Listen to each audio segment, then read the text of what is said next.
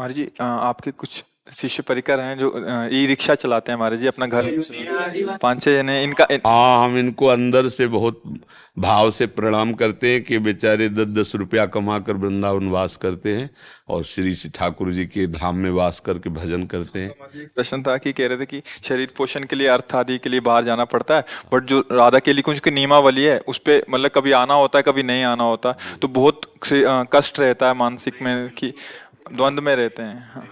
नहीं नहीं, आप अपने जैसे प्रातःकालीन सत्संग है श्री जी की मंगला आरती तक, इस समय तक तो आप रुको ही, इसके बाद चले जाओ और खूब रात्रि 8 बजे तक अपनी ये सेवाएं करो।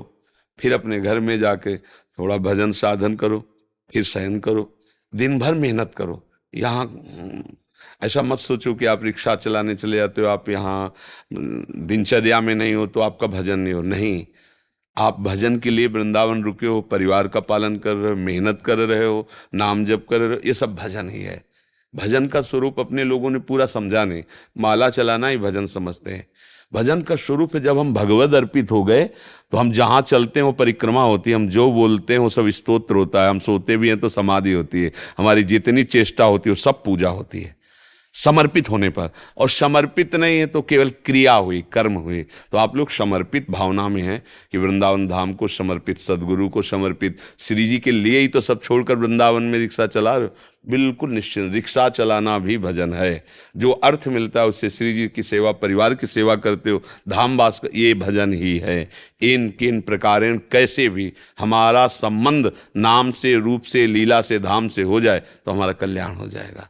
तो ये अंदर ही अंदर नाम जप करते रहो और सवारी जितनी बैठे उनमें भगवत भावना करो कि मेरे प्रभु इस रूप में आए। भजन ही हो रहा है, चक्क भजन हो रहा है। हाँ, कोई ऐसा साधु महात्मा है, पैसा नहीं तो फिर भी बैठा लिया, ऐसा भी किसी का अपमान नहीं किया। जैसे ऐसे अकिंचन संत जन पैसे नहीं है, पैदल जा रहे हैं तो आप रोकिए, अब महाराज बैठ जाइए, नहीं भाई पैसा नहीं, नहीं आप बैठिए। ऐसे ये कभी अवसर मिले तो चूकना नहीं, उसमें नहीं कि पैसा नहीं तो हम नहीं बैठा। धाम है, कभी कभी ऐसा कोई अवसर मिले या कोई ऐसा जो बीमार है, परेशान है, हमारे पास 100-200 रुपया कमाया है भी है, चलो हम अस्पताल ले चलते, बैठो, इसमें दवाई दे देते, ये पक्की सेवा हो गई, इससे भगवान प्रसन्न हो जाएंगे, है नहीं। तो आप ये चिंता मत करो कि आप यहाँ पूरी दिनचर्या में नहीं है तो असंतुष्ट है, नहीं नहीं। महाराज जी तन्मयता नहीं बन पाती और बहिर्मुखता हमेशा बनी रहती है। बहिर्मुखता रखते हो इसलिए बनी रहती है, बहिर्मुखता रखते हो। जैसे अब हम सुबह से लगे हैं, 1 बजे रात्रि की जगह थे और तब से दिनचर्या में लगे, आप ही लोगों के पास तो लगे हैं। अब देखो प्रश्न होता है, तो बहिर्मुख ही तो है। हमको अंतर्मुख का मतलब होता है समस्त इंद्रियों को शांत करके परमात्मा स्वरूप में स्थित, वो इस समय हम, लेकिन हम हैं बहिर्मुख होते हुए भी हम अपने स्वरूप में हैं, क्योंकि हम किसी और से बात नहीं कर रहे, किसी और की बात नहीं कर रहे, अपने आत्मस्वरूप प्रभु से ही बात कर रहे हैं, अपने आत्मस्वरूप प्रभु की ही बात कर रहे हैं। तो हम आपको क्या बताया, रिक्शा में जो बैठे उनमें पहले भगवत भाव करो, जो अर्थ मिला है उनकी कृपा से मिला, अपने परिवार का पोषण करो। बहिर्मुखता को हम भागवतिक बना लें, व्यवहार को हम परमार्थिक बना ले, यही हमारी साधना है। व्यवहार की सत्ता न रहने दें, केवल परमार्थ, भगवत प्राप्ति हो गई। और परमार्थ में भी व्यवहार ही व्यवहार है तो भाई फिर परमार्थ का भेष भले हो सकता है लेकिन परमार्थिक वस्तु जागृत नहीं होगी। और व्यवहार का वेश व्यवहार क्रिया है लेकिन उद्देश्य परमार्थ है, हर व्यवहार को परमार्थ बना दें, यही हमारी तो साधना है, सांसारिक कार्यों को भगवत स्वरूप में अर्पित कर देना। अब रही कि जब आप सत्य से चलोगे तो मन बैरागी बनता है, मन सोचता है काश अगर ये स्त्री पुत्र परिवार ना होता तो आज मैं विरक्त होकर 8 पैर भगवान का भजन करता। तो ये होना बहुत अच्छी बात है, बुरी बात नहीं, पर हमें त्याग नहीं करना, क्योंकि प्रवृत्ति मार्ग को स्वीकार किया, उसका निर्वाह करो।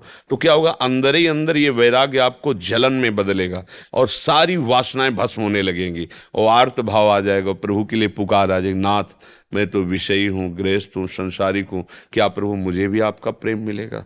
प्रभु के लिए ये जो बातें आने लगेंगी ना, यही सार, ठीक से अपने मार्ग में चलो, वही बात आ जाएगी जो विरक्त में आती है, वही बात आ जाएगी। निष्कामता आ जाएगी, निर्विकारता आ जाएगी, भगवत आश्रय दृढ़ हो जाएगा, भगवत प्रेम प्राप्त हो जाएगा। समझ रहे हो, बिल्कुल घबराने की जरूरत नहीं, बिल्कुल ठीक चल रहे हो। बेईमानी मत करना, किसी को दुख मत पहुंचाना, सब में भगवत भाव करते हुए, नाम जप करते हुए जो भी कर रहे हो ये सब भजन माना जाएगा। धाम के वासी हो, भगवत चरणारविंद के आश्रित हो, धोखा नहीं है, समझ रहे ना। योगेंद्र जी, गुरुदेव, मेरी बीवी की मृत्यु के बाद मैं बावरा हो गया हूँ। रात दिन उनको याद करके रोता रहता हूँ। महाराज जी मुझे बल प्रदान करें। हम प्रणाम करते हैं आपको, प्यार, आपके प्यार को। पर वही प्यार अगर प्रियाजू से हो, लालजू से हो, तो जीवन धन्य हो जाए। देखो, थे वही ही, पर आप उनको जान नहीं पाए। नहीं तो प्रायः हम प्यार शरीर से ही करते हैं, जो सामने रूप होता है।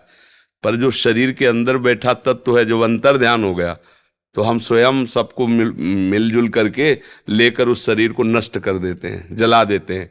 और प्यार शरीर से किया था। अब भी याद तुम्हें शरीर की ही आती है, उसके अंदर जो तत्व था उससे तुमने परिचय किया नहीं। सोचो, जो अंदर प्रभु बैठे हुए थे उनकी जानकारी तुम्हारी है नहीं। तुम्हारी जानकारी ढांचे की है। ढांचा को पत्नी माना, अब वो ढांचा टिकाऊ है नहीं, ये नाशवान है, समय के लिए आया है।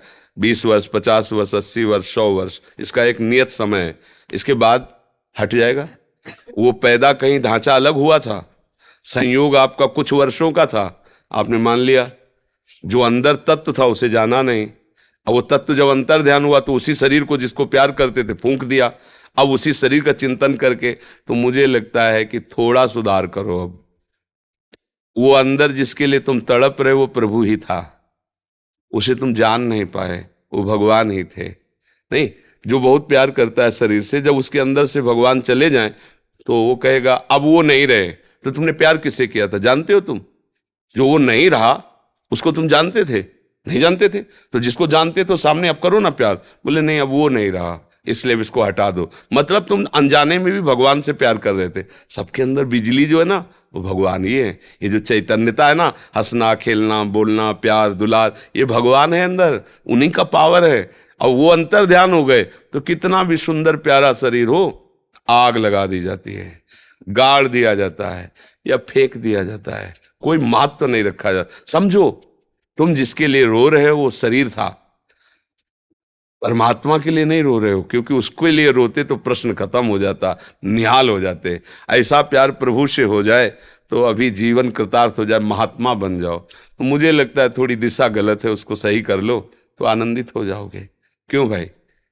आप सोचो, तुम्हारी अगर होती तो तुम्हारे पास से क्यों जाती? तुम इतना प्यार कर रहे हो, क्यों जाती? तो इसका मतलब वो शरीर नहीं थी, वो परमात्मा था, और वो अभी भी है। अगर तुम रो करके उसको पुकारो कि मुझे परमात्मा रूप से नहीं, मेरी पत्नी रूप से, तो वो पत्नी रूप धारण करके दिखाई दे देगा। वो आपको भाव में दिखाई देगा, मेरी पत्नी मेरे से बात कर रही, मेरे से मिल रही, क्योंकि बिजली वही है ना। उनको रूप रखने में कितना मिनट लगता है, वो तत्काल रूप रख लेते हैं। तो फिर भी वो रूप टिकाऊ नहीं है। जो रूप भगवान का है उनसे देखो, इतने से प्यार में तुम लट्टू हो गए, और प्यार समुद्र भगवान है। जब उसका प्यार आएगा तो तुम डूब जाओगे, तुम रह ही नहीं जाओगे, अस्तित्व तो ही नहीं रहेगा। मुझे लगता है अगर सुधार किया जाए तो हमारा प्यार करना सार्थक हो जाए। मेरा प्रभु ही सबके अंदर है, वही प्यारा है, उसी से हम प्यार करते हैं। चाहे जितना लाडला बालक हो, वो प्रभु चले जाए तो उसकी माँ से कहो अब रखो 2-4 महीने, तो वही पैसा देगी आपको कि जाओ इसको नष्ट कर दो शरीर को। क्यों? अब वो नहीं रहा। तो अनजाने में भी प्यार सब भगवान से ही करते हैं, पर जान करके प्यार करो तो बढ़िया सार्थक हो जाए जीवन। कितना बढ़िया भाव है कि उनकी याद करके उनके विषय में रोना। यही तो हम लोग जीवन भर मांगते रहते हैं प्रभु से, कि और कुछ नहीं चाहिए, आपकी याद करके आपके लिए तड़पूं, आपके लिए रोऊं, और वो आपको है। थोड़ा दिशा बदल दो, प्रभु की तरफ कर दो, तो अभी महात्मा हो जाओगे, और नहीं तो फिर यही दुर्गति करा देगा। मृग का चिंतन करते हुए मरे तो अगला जन्म मृग बने ना, स्त्री का चिंतन करते हुए मरोगे तो स्त्री तो मिलेगी नहीं, तुम खुद स्त्री बनोगे और फिर फंसोगे किसी पुरुष शरीर में। यही तो क्रम चल रहा है। फिर पुरुष शरीर में तुम्हारी प्रीता होगी कि मेरा पति है। इसका उदाहरण है पुरंजनोपाख्यान भागवत में है। तो पुरंजन ने एक सुंदर स्त्री को देखा, राजमहल 9 दरवाजे का, पूरा बगीचा, लुभायमान हुआ, इतना आसक्त हो गया कि जब मरा तो उसका चिंतन हुआ, तो वो जाके स्त्री बना, मगध देश राजा की रानी बना। अब वो युद्ध में राजा मारा गया। और वो अपनी चूड़ियां फोड़ के रो रहा था। तो भगवान उसको ज्ञान देने के लिए गए, बोले तू जानता नहीं मैं तेरा मित्र हूं, अविज्ञात सखा, जिसे तुम जानकारी नहीं रखते हो वो मैं तुम्हारा मित्र हूं। न तू स्त्री है न पुरुष है यार, पिछले जन्म में तू पुरंजन था, स्त्री में आसक्त हुआ, अब आकर के मगध देश की रानी बना, अब तेरा पति चला गया, उस पर आसक्त हो रहा। ये क्रम कब तक चलता रहेगा? सावधान, तू न स्त्री है न पुरुष है, मेरा अंश है, मेरा भजन। उसी समय उनको वैराग्य हुआ। तो ये सावधानी कर लो तो जीवन सार्थक हो जाएगा, नहीं तो फिर।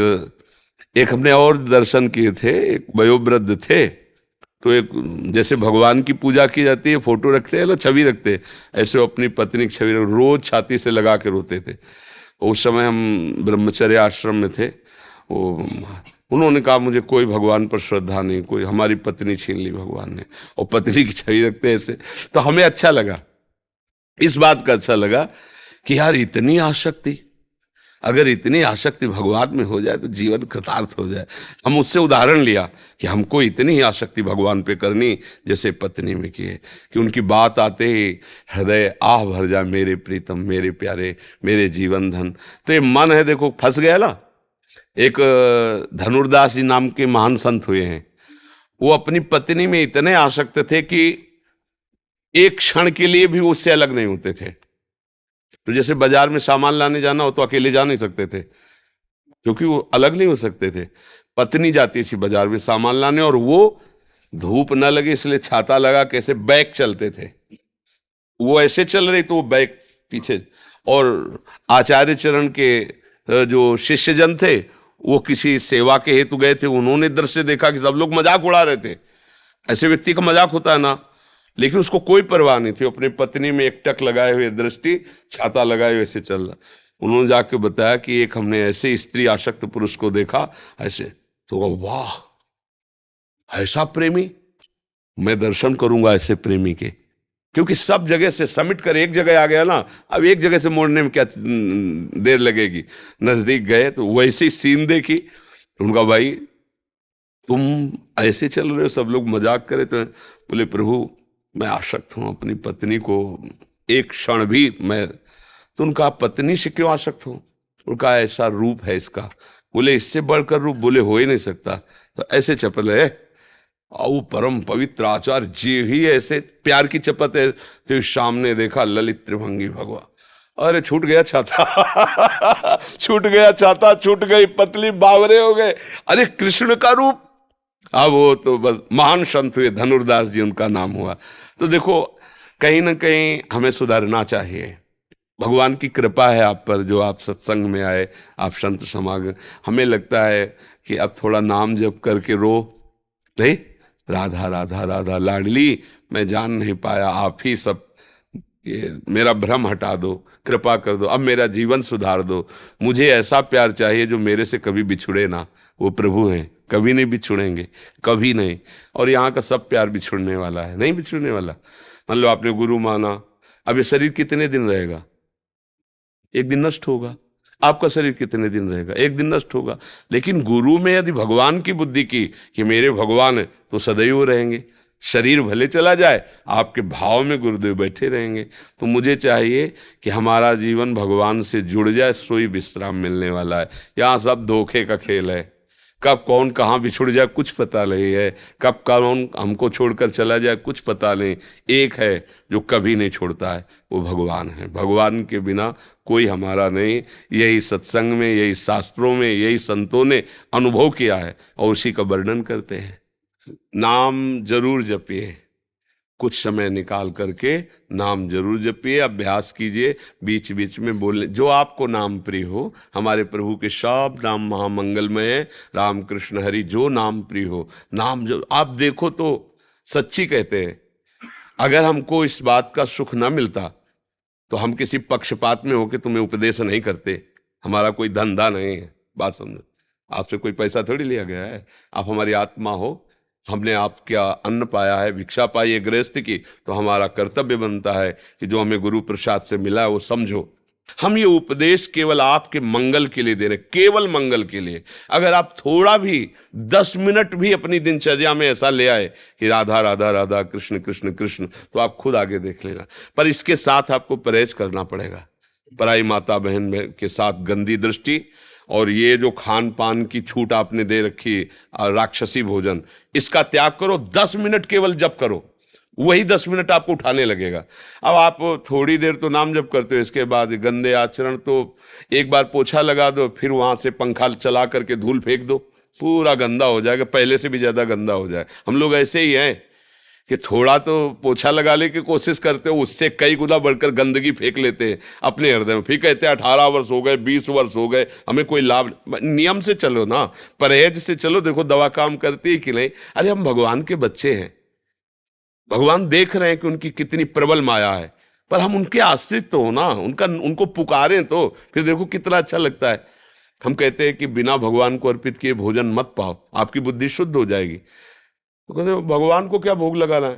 देखो जैसे तुम पिता हो, तुम मीठा लेके आए, 4 बच्चे हैं, चारों को दिया, उनमें से एक बच्चा दौड़ के आया और आपकी गोद में बैठ के आपके मुख में ऐसे लगा दे, आप क्या करोगे? हृदय भर आएगा। और दूसरा हाथ ऐसे गोदी में लेके उससे छीन के उसको पाओगे। पाओ, ये सौभाग्य वो 3 नहीं पाए जो खाने लगे। बस प्रभु की दी हुई वस्तु है, पर जब आप प्रभु को भोग लगा के पाओगे तो उनका दुलार मिल जाएगा, उनकी कृपा मिल। अब ये लोग समझते नहीं हैं, अरे भगवान को क्या भोग लगाना, भगवान तो सबका, तो जैसे वो पिता ही लाया है, लेकिन वो दौड़कर पिता के जब मुख में लगाया ना तो उसकी आत्मा भर गई। अच्छा इतना प्यार, और वो दुलार करके फिर अपने हाथ से पवाएगा। तो ऐसे ही भगवान का जब हम प्रसाद पाते हैं तो प्रसादे सर्व दुखा नाम हानिरस्य उपजायते, समस्त दुखों का नाश करके प्रसन्नता प्रदान करता है। अब भला हम मांस का भोग कैसे लगा सकते हैं? गंदी बातें, गंदे आचरण, गंदा भोजन, गंदा पेय। और इसके बाद अगर हम सोचे कि सुखी हो जाएंगे तो आप लिख लो, चाहे आप कुबेर का खजाना प्राप्त कर लो तो भी आप सुखी नहीं हो सकते, क्योंकि उसमें सुख नहीं, सुख विचारों में है, सुख संतोष में है, सुख हृदय की शांति में है। हृदय शांत नहीं तो फिर किस बात का। जब आप अधर्माचरण करोगे तो ध्यान रखना, आपके परिवार में ही ऐसे व्यक्तियों का जन्म हो जाएगा, ऐसे विचारों वाले का संयोग बन जाएगा, जीवन भर जलोगे। सब कुछ करके आए, घर में आए, देखा कलह और अशांति, असंतुष्ट, तो आपको लगेगा इससे अच्छा वहीं पड़ा रहता तो है। कितना अब क्या करोगे? किसके लिए कमाओगे? जिनके लिए कमा रहे हो वही तुम्हारी अशांति का रूप बनेंगे। अगर धर्म से चलोगे तो भले आप बाहर से थके आ रहे हो, घर में आते ही आपका हृदय शीतल हो जाएगा अपने परिवार से मिलते हुए। धर्म से लोगों का मतलब किसी भी तरह सुख सामग्री आवे, रुपया पैसा आवे तो हम सुखी हो जाए, नहीं नहीं, भूल मत करो। अगर तुम अधर्म से चलोगे तो जिनको तुम सुख मान रहे हो, मान लो पत्नी है, पुत्र है, परिवार, वही ऐसी बुद्धि से युक्त हो जाएंगे कि जीवन जीना मुश्किल तुम्हारा हो जाएगा। और अगर धर्म से चलोगे तो वही ऐसे हो जाएंगे कि सारा दुख जो लेके दिमाग में है उनके पास बैठते ही, हंसते खेलते ही सब खत्म हो जाएगा। तो भगवान सुख का संविधान करने वाले हैं और वो तुम्हें देख रहे हैं। कोई मिनट ऐसा नहीं है जो तुम उनकी दृष्टि में न हो, कहीं छुपा के कुछ भी करो, वो देख रहा है। हिसाब तो उसको देना, हिसाब वाला देख रहा है तो दूसरों से क्या लेना देना। यदि आप सत्य में चल रहे हो, लोग तुम्हें गाली दे रहे, कोई फर्क नहीं, क्योंकि हिसाब देने वाला देख रहा है। वो जब हिसाब करेगा सबके मुंह बंद हो जाएंगे। और लोग वाह वाह कर रहे हैं लेकिन तुम गलत कर रहे हो, जब हिसाब आएगा तो सब थूकेंगे तुम्हारे ऊपर। इसलिए हिसाब देने वाले भगवान से सावधान रहो, वो सब जगह देख रहे हैं, उनका आश्रय लो, नाम जप करो, मंगल हो जाएगा।